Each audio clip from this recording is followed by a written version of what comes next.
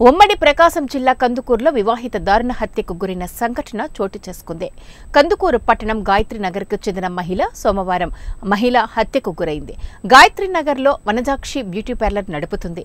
వనజాక్షి తల్లిదండ్రులు ఎన్నిసార్లు ఫోన్ చేసినా ఫోన్ తీయలేదని, తల్లిదండ్రులు కంగారుతో వనజాక్షి ఇంటికి చేరుకోగా ఇంటి తలుపులు వేసి ఉన్నాయని, కంగారు పడి తల్లిదండ్రులు తలుపు పగలగొట్టి ఇంటిలోకి వనజాక్షి రక్తపు మడుగులో పడి ఉన్నట్లు తెలిపారు. భర్త హరికృష్ణ హతమార్చి ఉంటాడని ఆమె తల్లిదండ్రులు పోలీసులకు తెలిపారు. అలాగే తల్లి మాట్లాడుతూ హరికృష్ణ హనుమానంతో గొడవలు పెట్టుకుంటూ ఉంటాడని, కుమార్తెను ప్రతిరోజు వేధిస్తూ ఉంటాడని తెలిపారు. విషయం తెలుసుకున్న కందుకూరు పోలీసులు సిఐ ఆధ్వర్యంలో కేసు నమోదు చేసి విచారణ చేపట్టారు.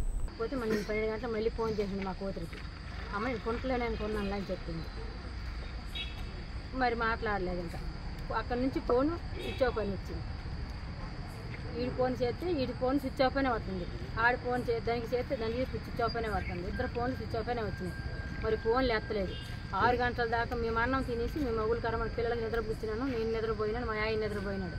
అయినా నాకు నిద్ర పట్టక అంటుంది. ఏందా అని ఆలోచన అయిపోయి 3 రోజులు బట్టి జ్వరం అయితే ఆలోచన అయిపోయి అలా నేను పళ్ళు మూతలు పడిపోతే ఇంకా నాకు ఫ్యాన్ మొక్క టీ చేసుకొని తాగినాక ఈ పిల్లకి మా మొదరోడు కేటని చెప్పినాను. మొదరోడి పిల్ల ఫోను స్విచ్ ఆఫ్ అయ్యి ఉంది, ఆడి ఫోన్ స్విచ్ ఆఫ్ అయ్యింది, ఏం జరిగిందో ఏదో ఒకసారి వెళ్ళి చూసిరా అన్నాను. వచ్చి చూసినప్పటికి తలుపు గడ పెట్టేసి ఉన్నారు.